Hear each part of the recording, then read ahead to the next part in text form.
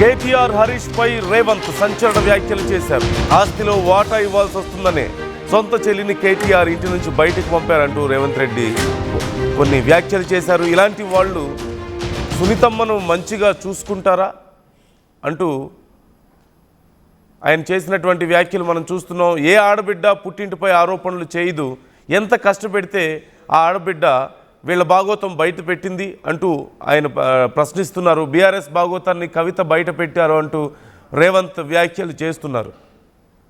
చాలా రోజుల తర్వాత మరొకసారి బీఆర్ఎస్లోని అంతర్గత కలహాలకు సంబంధించి రేవంత్ వ్యాఖ్యలు చేశారు. ముఖ్యంగా కేసీఆర్ కుటుంబంలో ఉన్నటువంటి పరిస్థితుల గురించి, కేవలం ఆస్తిలో వాటా ఇవ్వాల్సి వస్తుందన్న కారణంతోనే కేటీఆర్ కవితని ఇలా బయటికి పంపించేశారు అంటూ ఆయన చేస్తున్నటువంటి వ్యాఖ్యలు మనం చూస్తూనే ఉన్నాం.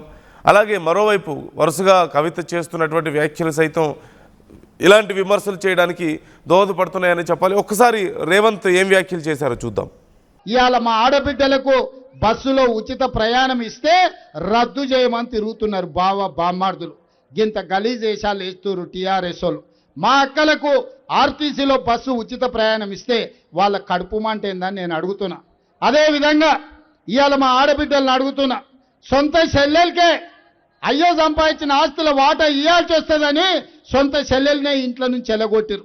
ఇవాళ వాళ్ళ చెల్లెలే జిల్లాలు తిరిగి దుమ్మెత్తిపోస్తుంది వాళ్ళ అన్న గురించి, వాళ్ళ బావ గురించి. ఎప్పుడైనా ఆడబిడ్డ క్షేమం కోరుకోనోడు, సొంత చెల్లెలకే బుక్కడి పువ్వ పెట్టినోడు, సొంత చెల్లెల్ని ఇంటికెళ్ళి బయటికి దొబ్బినోడు ఇవాళ మాగంటి సునీతమ్మ మంచి కోరుకుంటాడా? సొంత చెల్లెలకి అన్నం పెట్టినోడు చిన్నమ్మ బిడ్డకు బంగారు గాజులు చేపిస్తా వాడు నమ్ముతాడా? అక్క? సొంత చెల్లెకి అన్నం పెట్టినోడు చిన్నమ్మ బిడ్డకు బంగారు గాజులు చేపిస్తాడా? ఇవాళ అట్లాంటి అబద్ధాలతోని కేటీఆర్ మన దగ్గరకు వస్తున్నాడు.